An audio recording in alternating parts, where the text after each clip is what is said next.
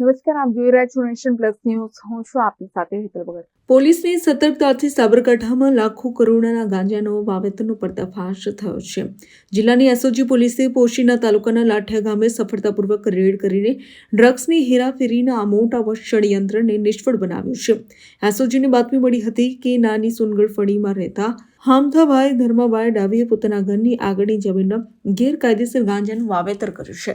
બાતમીની સચોટતા ચકાસવા માટે એસઓજીની ટીમે સ્થળ પર ડ્રોન મંગાવીને તપાસ હાથ ધરી હતી અને વાવેતરની પુષ્ટિ કરી હતી.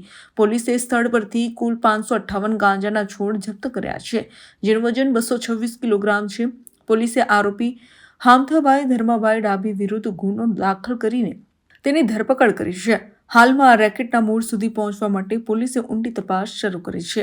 સાબરકાંઠા જિલ્લાની અંદર એટીએસ ચાર્ટર હેઠળ જે કંઈ પણ એનો ચાર્ટર મુજબના ગુનાઓ છે તેનું વધુમાં વધુ ગુના દાખલ કરવા માટે થઈને ડીજીપી શ્રી વિકાસ સહાય સર અને આઈજીપી શ્રી વિરેન્દ્રસિંહ યાદવ સર દ્વારા સૂચના આપવામાં આવેલ હોય તે સૂચના અંતર્ગત સાબરકાંઠા જિલ્લાની એસઓજી દ્વારા પોશીના પોલીસ સ્ટેશન વિસ્તારની અંદર લાખિયા ગામ ખાતેથી એક આખું ગાંજાનું ખેતર પકડી પાડવામાં આવેલ છે, જેનો ટોટલ 558 જેટલા છોડ છે, જેનો કુલ વજન 226 કિલો જેટલું થાય છે અને 1 કરોડ 13 લાખ રૂપિયાનો મુદ્દામાલ ટોટલ કબજે કરવામાં આવેલો છે.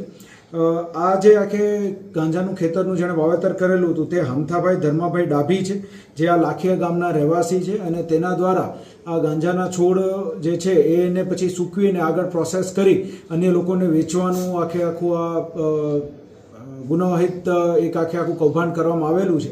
તે અન્વયે નાર્કોટિક્સની સુસંગત કલમો હેઠળ ગુનો દાખલ કરવામાં આવેલો છે અને હાલ તપાસ ખેરોજ પીઆઈ દ્વારા હાથ ધરવામાં આવેલ છે.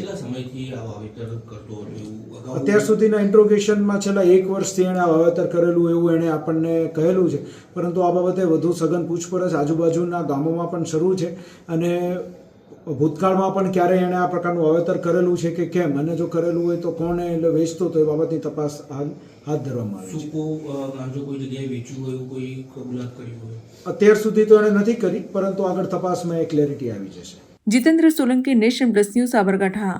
સમાચારોના સતત અપડેટ મેળવવા માટે અમારી નેશન પ્લસ ન્યૂઝની યુટ્યુબ ચેનલને સબસ્ક્રાઇબ કરો, બેલ આઇકન દબાવો અને જોડાયેલા રહો ફેસબુક, ઇન્સ્ટાગ્રામ અને ટ્વિટર પર.